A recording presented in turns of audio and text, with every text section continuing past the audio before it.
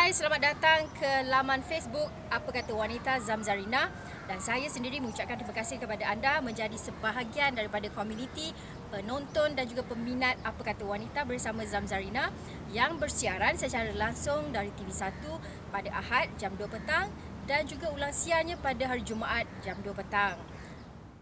Di laman Facebook Apa Kata Wanita Zamzarina ini, anda boleh mengenali saya dengan lebih mendalam lagi dengan anda membaca profil tentang diri saya di tab Kenali Zamzarina. Dan pada masa yang sama, anda juga bolehlah bertukar-tukar pandangan, berinteraksi sesama rakan Facebook Apa Kata Wanita Zamzarina, dan juga mungkin anda juga boleh membuka topik untuk kita bincangkan bersama-sama. Selain daripada itu, sekiranya anda berminat untuk menjadi audien secara langsung yang menonton Apa Kata Wanita dari Studio 1 Angkasa Puri, anda bolehlah mengisi borang yang telah kami sediakan di borang penonton Apa Kata Wanita, dan pihak kami nanti akan cuba menghubungi anda lah untuk kita masukkan slot untuk anda menghadiri sendiri menonton Apa Kata Wanita yang bersiaran secara langsung. Di kedai Apa Kata Wanita, anda juga boleh mendapatkan merchandise item Apa Kata Wanita yang merupakan barangan seperti t-shirt, fridge magnet.